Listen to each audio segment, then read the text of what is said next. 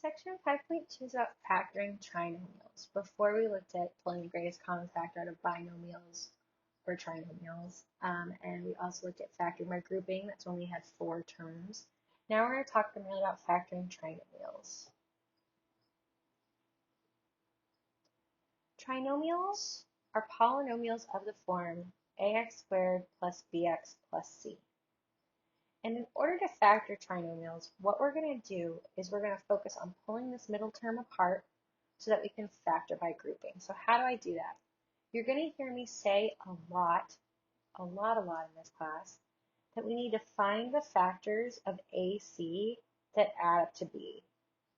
We're going to find the factors of AC that add up to B. Maybe make that your mantra, put it on a sticky note, put it on your bathroom mirror, make sure you remember it.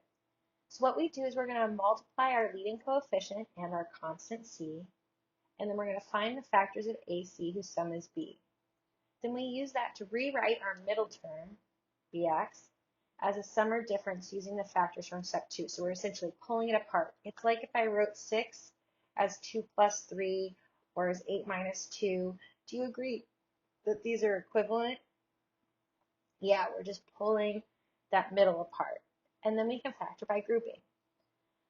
So I always like to start these problems by labeling my ABCs. In this case, A is 1, B is -7, and C is a positive 10. So AC in this case is 1 times 10, which is just 10. So I need to find the factors of 10 that add up to -7. So I like to make a little table. You may have been taught this a different way, but I like to make a table, and I like to list all the factors. So I've got 1 times 10, I've got 2 times 5, that's about it. The problem is none of those add up to -7. Well, wait, 2 negatives make a positive. So -2 times -5, that would add up to -7. So -7 is -2 plus a -5. So I can rewrite my middle term here instead of as minus 7x, I'm going to rewrite, didn't need to zoom in so far, I'm going to rewrite that as -2x minus 5x plus 10. And then I can go ahead and factor by grouping.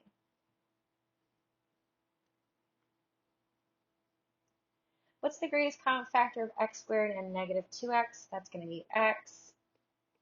What's the greatest common factor of -5 and a positive 10? That's going to be a -5. -5 times x minus 2. Note, these should always be the same when we're factoring trinomials, otherwise you made a mistake. So now I have x minus 5 times x minus 2, that's my fully factored form. And how could I check that? I could check that by foiling. So why don't I go ahead and check this answer? How about in orange? Okay, so I'm going to go ahead and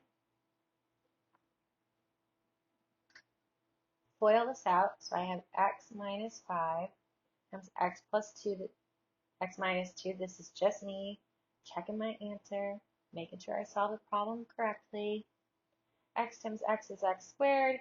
X times a -2x is -2x. -5 times x is -5x. -5 times -2 is positive 10. Combine like terms, you see we get back to where we started.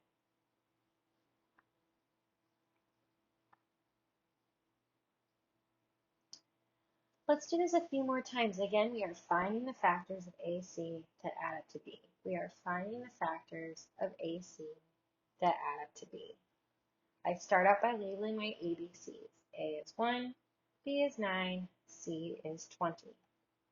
AC is 1 times 20, which is 20. So what are the factors of 20 that add up to 9, which is B? Again, I like to make a table. 2 times 10, 1 times 20. How about 4 times 5? Ding, ding, ding.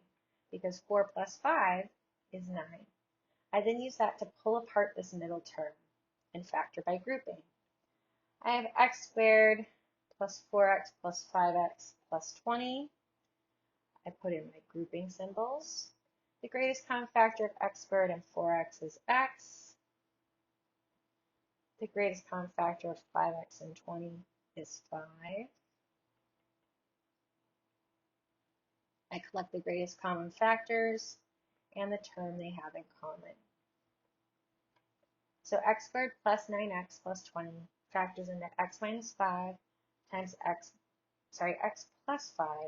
How did I drop two positives and turn them into negatives? X plus 5, x plus 4.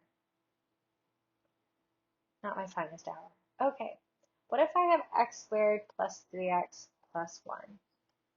So a is 1, b is 3, c is 1 as well. In this case, AC is 1 and b is 3. So what are the factors of 1 that add up to 3? The only factors of 1 are 1 in itself, or negative 1 and negative 1, I guess. None of that adds up to 3. So if I can't factor something, remember it is prime, right? That means it can't be broken down any further.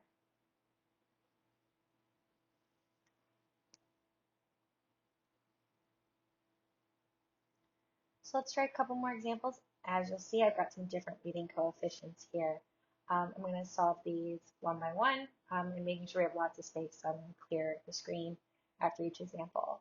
If I have x squared plus 6ax minus 16a squared, it's important for us to remember that trinomials take the form ax squared plus bx plus c. That means in this case my a is 1, my b is whatever's in front of my x, so my b is 6a, and my c is a negative 16a squared. So what are the factors of AC, which is 1 times negative 16a squared, which is just negative 16a squared, that add up to b, which is 6a? So I've got negative 16a squared. Here's what I like to think about. I know when I multiply these together to get a squared, each of them is going to have a factor of a. So I really just have to focus on the constants in front.